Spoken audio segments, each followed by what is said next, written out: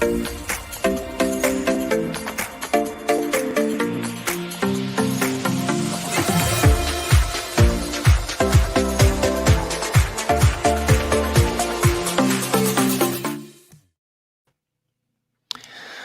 right, welcome everybody to Daryl and Boo's weekly update, Monday mornings. How's it going, Daryl? Yeah, it's going great. Had a nice relaxing weekend. How about yourself, Boo? Yeah, about the same. Father's Day this weekend, so got a hammock, which was good. That was relaxing. I jumped in the hammock and had a nap pretty much a couple hours after I got it.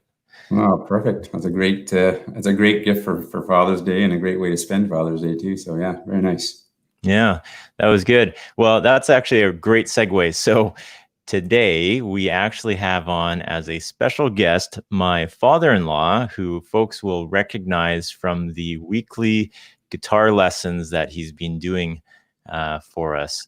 And so we'll probably save the guitar recital for a little bit later.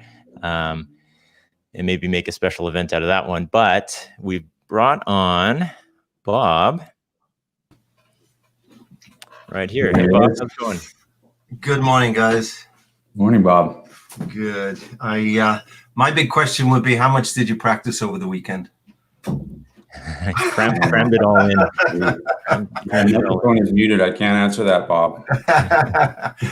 And you know that I could check by the way that the end of your fingers look. Yeah, that's the giveaway. Oh yeah, mine aren't too. Oh, impressive! Yes, impressive. Yeah.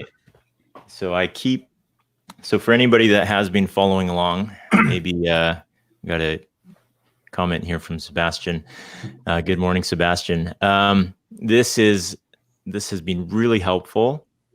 One of these finger strengtheners, just my pinky and my last finger there are a bit weak. Although I do find like it lets you isolate fingers that you want to work on. And so depending on how you isolate, I find that I get different strength if I'm only using a certain finger, even though it seems like it's strong. Yeah, I'll probably have to try something like that. It's probably something we don't think about an awful lot. We probably think about hand strength. But how many times did you ever, before you started playing guitar, did you ever think about individual strength of your fingers? And you don't realize actually how incapable they are until you start having to isolate them and muscle move an individual finger. Yeah, exactly. It's really hard to move a pinky, and that's surprisingly used a lot in guitar, moving your pinky around on its own. So that's been cool. I thought it'd be great to have you on for our last week of the weekly guitar videos here. So for folks who haven't been following along, for the past 8 weeks, we enlisted Bob to actually give us guitar lessons after it was called out several times that I have a guitar in my background that I don't know how to play. So I thought, okay, let's do something about this. So Bob, my father-in-law, has graciously recorded videos for 8 weeks. And I thought, when I first said 8 weeks, I thought, for some reason, I thought we'd be out of this whole thing in 8 weeks and we'd be back to normal. So I thought, 8 weeks we'll be, out and visiting customers again, and things will be different. But sure enough, I was very wrong about that. So we probably have a few more weeks of being able to practice. And also at the same time, Bob's been teaching my kids various instruments as well, which has been going great, and they've been really enjoying that. And I thought with the last week, we could have Bob on and talk about, now that if everybody's finished 8 weeks of this, where do we go from here? Wow, where do we go from here? The first thing we should say is that we took on, or you guys took on, an almost impossible task, because your instructions to me were to 5, 6, 7 minute lessons, something kind of bite-sized over a period of 8 weeks. And I think when you get to watch this week's portion, I happen to mention that if you do the math, the amount of minutes that we've actually spent on instruction over 8 weeks is still less than 1 hour. And if you sort of think how little time that is, both to give instruction and for you to take it in, the fact that you may be able to do even something is quite astonishing. So with such a short amount of instruction, wherever you get to will be great. Normally, of course, you know, as a music instructor, I'd be working in bites of about half an hour, 20 minutes for perhaps younger students, but at least about a half hour, because then you can develop things that you touch on, you know, and you can expand it a little depending on the age of the students, of course. But I think we would never want to give anybody out there the impression that learning an instrument is a really bite-sized thing to do. As you know, it demands consistency and lots of practice and really putting in some time, if you like anything, of course, if you want to get better at it. So it eventually comes down to how much do you really want to do it, and then get a little deeper with the superficial level of instruction that I've been giving for the last 8 weeks. Yeah. Okay, fair enough. Right now, it seems like there's lots of availability for people to do online lessons. Yeah. It seems like, and you've been recording those for your students and working with your students over Zoom as well. That's worked out so far, Bob? Well, yeah, you know, it was a case of having to do something. The music school that I'm affiliated to didn't want to leave the students with no opportunity to have connection once we got into this situation where we were locked down.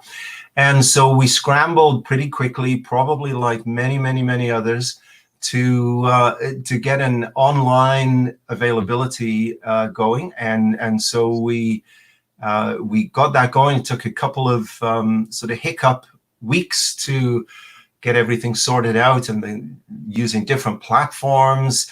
And I would say we've largely made something out of what at first seemed like a pretty awkward situation that we found ourselves in.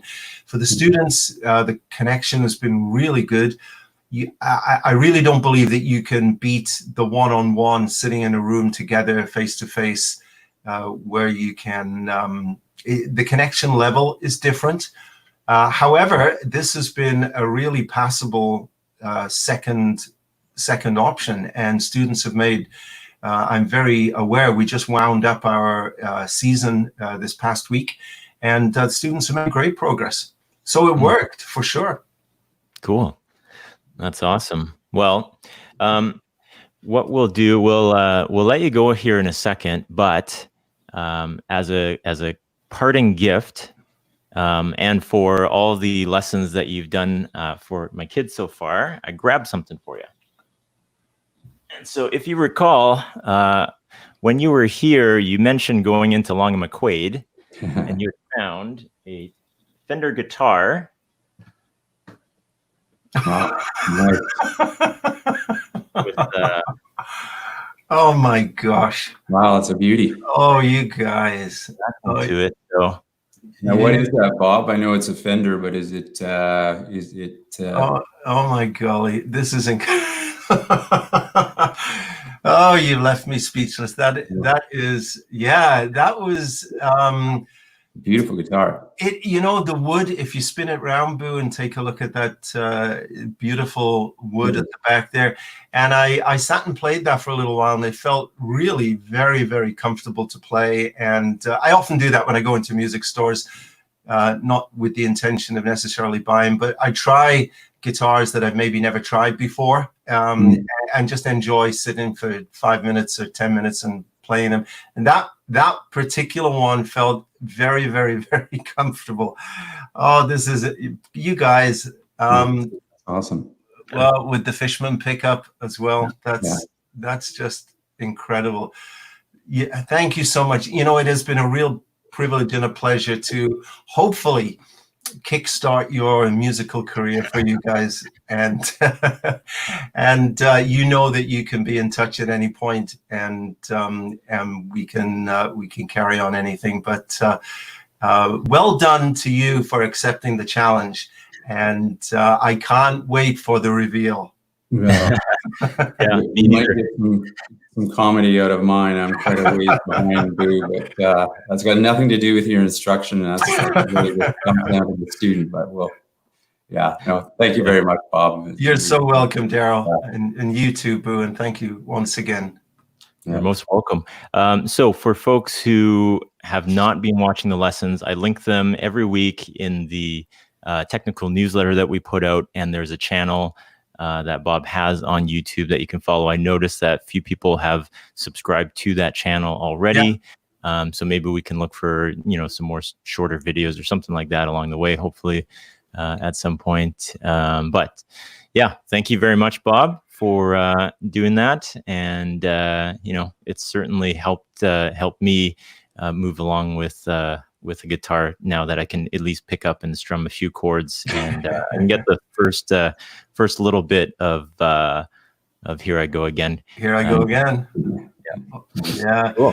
Well, thank you so much, guys, and have a great day, and keep up the good work with this stuff. It works really well.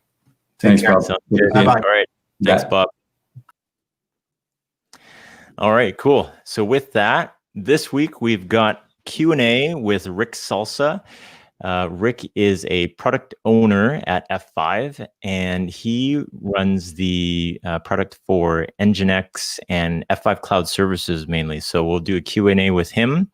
And then after that, we'll talk about Rick showing up for one of the live streams as well. So we'll play that just in a second. Thanks everyone for watching today. If you're watching via YouTube right now, go ahead and click subscribe below if you haven't already. Also, click the bell if you want notifications. That will allow you to find out when we're going live and when we have new videos dropping. Also, there's a weekly technical newsletter that comes out. Head over to darylandboo.com. Sign up with your name and email address, and you'll get that in your inbox every Monday. Also, there's an audio format via podcast.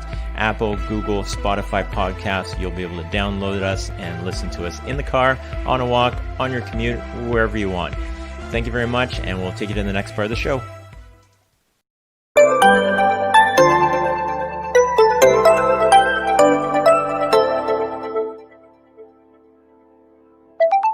All right, everybody. This week we've got Rick Salsa on, and Rick is, when folks talk to myself and Daryl and they ask us if we're the only F5 employees in Vancouver, we are, but we actually have a coworker that is in another part of BC, not part of the sales team, but we have Rick Salsa. Hey, Rick, how you doing? I'm good, thanks. How are you guys doing? Very good. Wow. Can you tell everyone where you are and what you do at F5? Yeah, for sure. I happen to be in the interior of BC, in wine country, a small little city called Kelowna. Funny that you mentioned Vancouver, because that's typically where I tend to tell people I'm from. It just makes it easier. They have an idea where on the map it is. Oh, you're in Vancouver? Okay, great. But yeah, Kelowna, British Columbia, and in terms of F5, I've been here for quite some time. I think I've been at F5 now for a little over 12 years, engineering on the services side. But today I have the pleasure of working in cloud services and bringing a new product for F5 to market, which is our DNS cloud service, and which provides secondary DNS services and global server load balancing as well. Awesome. Yeah. Cool. So we're going to talk a little bit more about that. But first of all, we're going to run you through our traditional guest Q&A. So if you're ready for that, we'll start. I am. Good. Cool. All right. This should be interesting. Rick, can you tell us what your first computer was? Oh, geez, that's a good one. I think I'm a late bloomer, probably from all your previous guests, but my first memories was an old 386 computer running Windows 95. And then oddly, after starting with Windows 95, I kind of went backwards and went delving into DOS and Windows 3.1 and so forth, and trying to understand a little bit more about computing and computers. Yeah, wow. Yeah, that is later than I thought. You're a lot younger than I am, Rick. If you didn't already know that. I look good for 50. Cool. Rick, can you tell us about your first job? Yeah. My first job was, or I grew up in Winnipeg, Canada, and my first job was at a local sporting goods store back in high school. So I was a quote unquote jock back in high school, and sneakers and shoes was my thing. So I got a job at the local sporting goods store just to take advantage of the discounts, so I could get fresh sneakers every 6 months or so whenever the reps let me buy them. I did the exact same thing growing up in Victoria. I worked at the local sporting goods shops. There were a couple of them just for the same reasons, just to hang around sporting goods shops and get paid for it. So. Yeah, it was phenomenal. I met a ton of cool people, made connections with the industry reps, got to, go rock climbing with reps from North Face and things like that. So it was pretty cool, being kind of a high school student and moving into university after. Nice. Oh, nice. Cool. Who or what inspired you to get into your career? Funny. I got in because I wanted to learn how to hack. Nice. It was back and around that time where, you started to hear a little bit more in the media about hackers and spyware and that sort of thing. So I really kind of got interested in that. And, how could I take remote control of my friends' computers? So that's kind of what got me interested in it. And then, led me, the typical kind of university comp sci degree, but that's kind of what got me interested in computers. Oh, nice. Was that around when the movie Hackers came out? No, I didn't know. No influence of hackers. Actually, I had an uncle who is loved to build and tear down computers at the time. So that's kind of slowly where it got me into it, and building some PCs, and then I really got to figure out this hacking thing. I want to kind of I want to take a remote control of my friends' computers and then start talking to them. Nice. Can you name a favorite spot in British Columbia? Am I allowed to say I live in my favorite spot? No. You certainly can. Yeah. I would say I live at, Kelowna is a 4-season town, but outside of Kelowna, I would have to say Tofino is a close second for me. Tofino is just a beautiful place on the Vancouver Island coast. Magical place. Yeah, that's a good one. I'm surprised not many people have mentioned that so far. Yeah. Name something that you're doing to stay sane during quarantine. A good glass of port. Yeah. Other than that, meditation for sure is definitely one, and use the extra time to start learning how to play guitar. So, so that's kind of some of the things that I'm doing to try and stay sane. I may need to substitute you in for a little thing that Boo and I are doing. I'm perilously behind in our guitar lessons, so I might just have to sub you in for me. Yeah, I am. I'm still trying to figure out, my transition from C to G. I'm pretty basic still, but the Fender Play app has been kind of how I've been trying to learn. Cool. Yeah. Oh, nice. Yeah. If you follow along with the weekly update, we're on week 7 now of our 8-week guitar lessons from my father-in-law. So you can roll back to week 1 if you want to follow along with what we're doing. And eventually you'll be able to play Whitesnake, Here I Go Again. Awesome. Okay. Lovely. I'll have to get a wig for that when I play it. Cool. What is one thing you've bought in recent months that's made a big impact on your life? The exercise bike for my stand-up desk. Oh, cool. Oh, okay. Yeah. I've got to have myself a nice stand-up desk, but especially since COVID's happened and everybody's gone remote, there's just been a lot more meeting time and screen time, and look at the clock at the end of the day and going, wow, I haven't left my desk. So yeah, the exercise bike has been really good. So some meetings people will see me kind of doing this as I as I pedal. So I'm still trying to figure out the balance and the height on it. But yeah, it's a good way to kind of, try to stay active while we're doing meetings. Yeah. Cool. That's a good one. What is your definition of success? It's to me, just keep challenging myself and pushing myself. That's kind of how I measure success. I don't like to stagnate at all. So to me, as long as I'm kind of pushing myself, trying to do new things, learn new things, and obviously try to keep a positive attitude, to me, that's kind of like the how I kind of gauge success. Really is just I guess it comes back to personal growth. Yeah.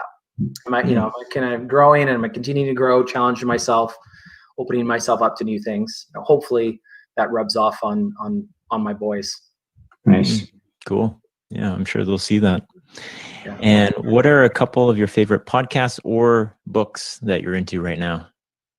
Ooh, that's a good one. Podcast. So if you haven't listened to it, Eric Ries, the Lean Startup guy, he's got a good podcast series called Out of the Crisis. So he's been doing some interviews on a lot of people that are doing some really interesting stuff around COVID, just kind of like leadership, taking charge, trying to help government sites and states kind of keep up with the onslaught of jobless applications and those sort of things. That's a good one. The Exponents podcast is always a good one with Ben Thompson and James Allworth. So really good take on tech and business. And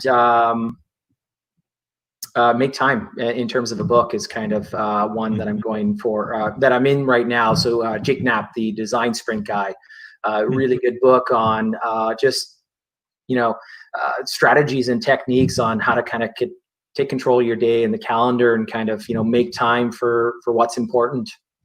Interesting. These all sound good. Cool. Last question. Where's the next big vacation that you're planning, if you have one planned? Well, once we get out of once COVID and we relax and get back to normal, I think we're heading out to the island again. So probably to Tofino. That's, my boys are itching to get back and continue to learn how to surf. Oh, cool. Nice. Oh, right on. Cool. All right. That's all the questions that we have for you. So this coming Wednesday, we're going to go and have a live stream with you, and we'll talk about all the things that Rick does. And maybe we can, give a little bit of a teaser right now, what kind of things you cover and what kind of things we can talk about during the live stream. Yeah, for sure. So today I'm all about DNS, the very, the forgotten about protocol, if you will, but probably the most important protocol, because it's the very first protocol that any client has to make in order to get to an app. So what we're working today is just improving app performance at the DNS layer, trying to steer people to the best performing endpoint so that you actually get a response, and unfortunately, hopefully not get directed to something that's not going to respond and give you that, critical or, typical 404 fail pitch. Right. Cool. All right. Should be a good one. We'll leave it at that. And thank you, Rick, for coming on. And we will talk to everybody on Wednesday with Rick. Thanks, Rick. All right. I'm looking forward to it. Thanks, guys. All right.